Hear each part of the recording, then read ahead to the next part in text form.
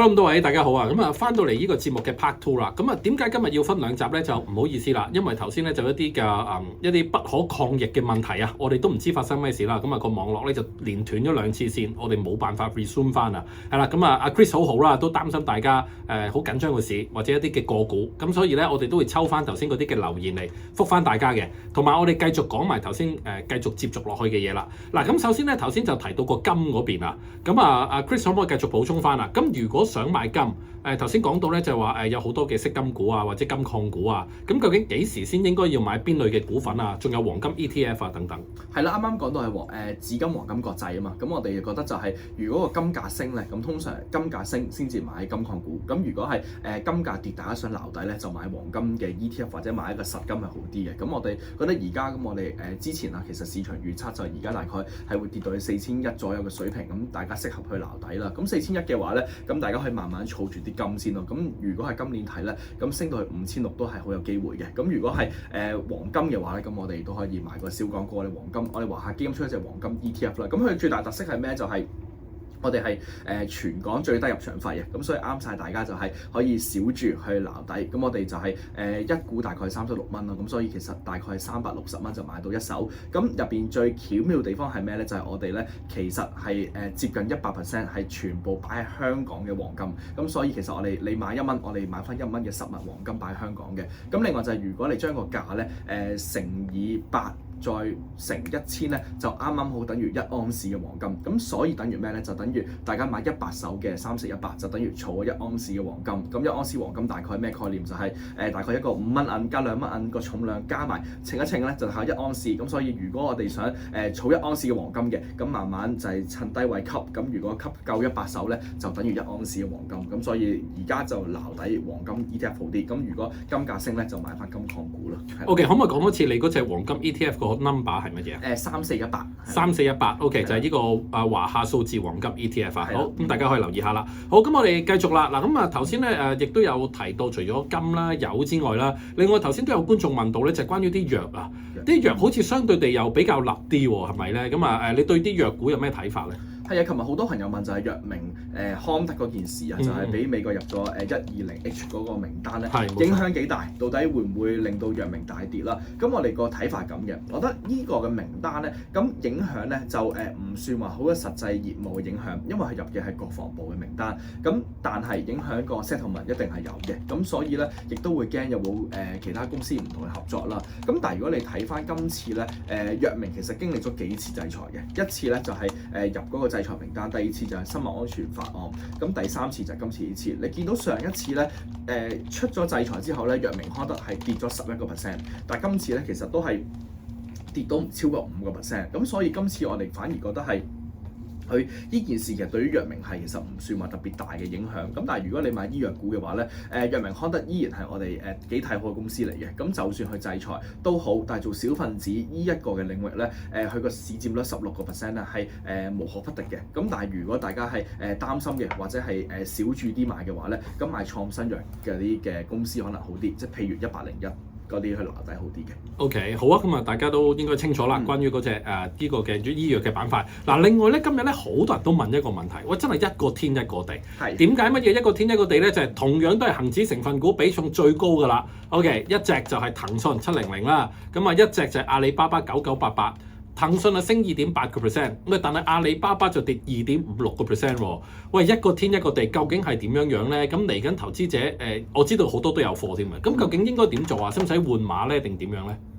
我哋不嬲都係覺得騰訊係最好嘅。我哋啱啱就係我哋之前都講咧，其實買 AI 股就騰訊佢會係下一個嘅一個熱門嘅一個公司啦。咁其實今日唔止騰訊同阿里巴巴係一天一地嘅，小米同快手都係嘅。咁快手同埋騰訊兩個就係升啦。咁如果係小米同埋阿里巴巴就係跌啦。咁我覺得係原因係咁嘅，就係騰訊咧，如果你係睇上個星期咧，佢出咗就係微信呢個嘅用微信入邊可以入個智能睇個新聞之後咧，你會發現咗好多投資者咧，其實對呢件事咧係幾樂觀喎。咁樂觀原因係咩咧？就係樂觀原因係佢覺得而家咧，其實大家的而且確太集中去炒一啲半導體股，咁而半導體股咧，佢覺得越炒越窄，咁而下半年咧，佢覺得係會升嘅，咁但係升嘅幅度咧，個板塊係會分散翻出嚟，由 AI 去到 non-AI， 或者由半導體去到 AI 應用啦。咁呢一樣嘢係令到騰訊有幾大嘅一個催化劑。咁而且咧，我覺得就係上次佢好簡單去講話佢有呢個佈局，都升咗16%，咁證明咗其實雖然大家就覺得佢會唔會係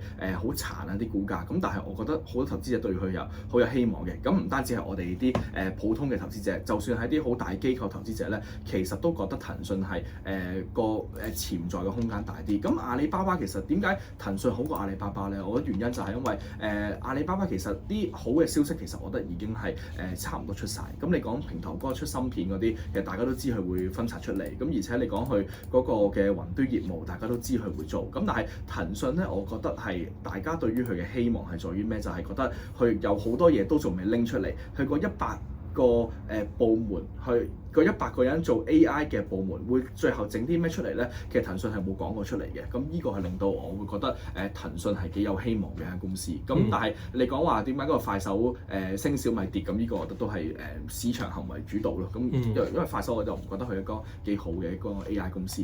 OK， 咁啊，至於小米咧，之前大家都知啦 ，on and off 有好多觀眾問過我，我知道都會令到啲米粉失望噶啦，即係小米嘅粉絲啊，咁啊成日都話我倒米噶啦，咁我都唔係第一次咁樣講，呢隻嘢係要小心噶啦，我唔再多講啦，係啦，因為驚俾啲米粉鬧啊。咁但係不過咧，大家就真係要小心啲啊！呢隻股份好冇 ？OK， 好啦，嗱咁啊，結果啦，咁我哋都繼續啦。因為就係一升一跌啦，好在有呢個嘅騰訊幫手頂一頂住個市啦。咁而家呢一刻啊，咁啊講緊咧恆指咧就跌咗159點啫。咁啊叫做有驚無險啦，唔算跌好多，亦冇跌穿今日嗰個嘅低位嘅。好啦，另外咧都繼續問一問有觀眾咧，因為都問到要問阿 Chris 啦，就係話印尼嗰邊有機會加息，係啦，咁啊特別就係因為就係3145華夏嗰個咧，因為係亞洲嘅高息 ETF 啦，咁包括埋東南亞嗰啲嘅喎，咁會唔會受到影響咧？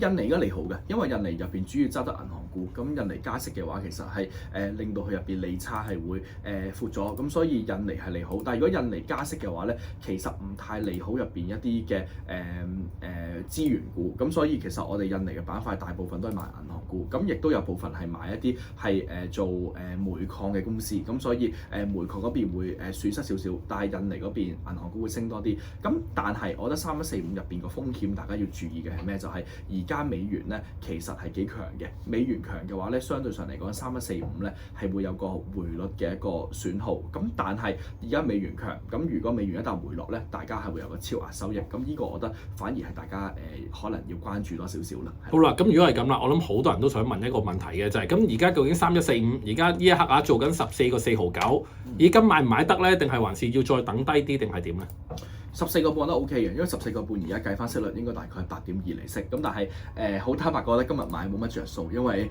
琴日已經除淨，今日除淨咗，琴日買先可以收息，今日買就要等多1個月先可以收息，咁可以讓大家等多啲時間，等個美元再升多少少先至買3145，可能係會賺多啲咯，係咯。OK， 明白。咁啊，之前最低位嘅時候啦，咁講緊咧喺3月份嘅時候曾經做過14個1毫1嘅，咁睇下會唔會有機會落多1、2毫子啦。咁希望平得1毫得1毫啊嘛，係咪？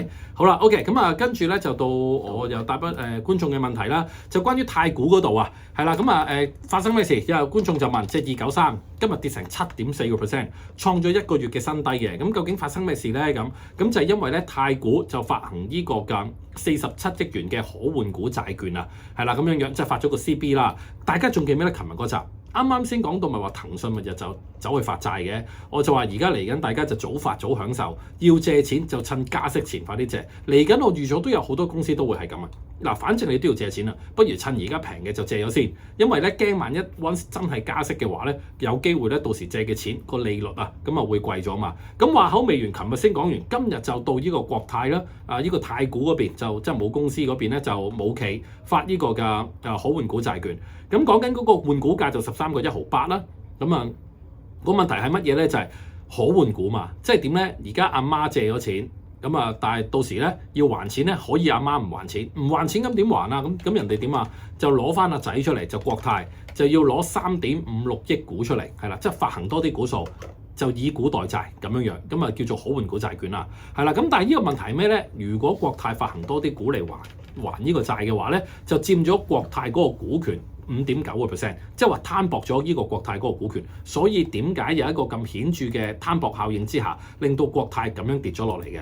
但係如果你問我基本面，國泰差唔差？其實唔差喎。之前一路都做得好好，大家可以睇翻，直至到6月初嘅時候咧，最高位去到13蚊，13個3毫8嘅。其實國泰本身講過啦，無論嗰個業務嘅增長啊，之前啊增加派息啊，點樣去加翻嗰啲員工嘅工資啊等等啦。啱啱睇翻佢2025年嘅末期咧，嗰個嘅純利咧增長咗9.5%添嘅。咁所以其實我又唔覺得太差嘅。咁純粹係因為呢件事咧，同埋嗰個嘅市況令到佢有個咁嘅震盪嘅啫。但係消化完之後咧，我相信都有機會可以慢慢再上得翻去嘅，好冇 ？OK， 好啦，咁阿 Chris 對於成個大市啊或者個股仲有冇咩板塊想講嘅，或者個股想答嘅？我覺得大家而家應該係趁就係而家咁集中係買半導體股，應該係將啲錢咧分散翻出嚟，係買啲其他板塊係幾好。如果睇今日啲消費股其實有上升，咁而電信股都係上升，咁所以呢個或者係一個好嘅兆頭，但係做觀察緊，咁大家可以慢慢睇住先係啦。或者最後可唔可以講埋咁嚟緊恆指個走勢，你又會點睇咧？嗱，因為今日咧就險守啊，爭4點就跌穿咗今年全年最低位，但係頭先所講啦，即係啱啱我哋上一節嗰度講咗啦，就守得住，然後跟住就彈翻上嚟。咁但係嚟緊係咪叫做脫離咗危險期咧？我哋覺得如果買貨嘅話，應該7月頭先至係個市反彈嘅轉機，因為6月底應該會有大量嘅資金係感受會解禁，係啦，呢個就即係如果中長線就咁樣睇咯。OK， 即係始終即係要過埋個6絕月喎。咁但係係嘛？係咯，同6絕冇關，但係同解禁有關。OK， 好啦，咁大家要留意翻啦嗱，因為咧禮拜6嗰集我有講過啦，要留意幾個嘅港股嘅因素，其中一個就係解禁潮啊嘛，係啦，咁我哋要密切留意住啦，同埋最緊要睇埋今晚就啱啱頭先阿 Chris 講到揭盅4.3厘呢個嘅通脹究竟會係點樣行咧？咁我哋今晚就拭目以待啦。好，咁今日嘅分享咧就嚟到呢度，下集繼續同大家跟進大市走勢，拜拜。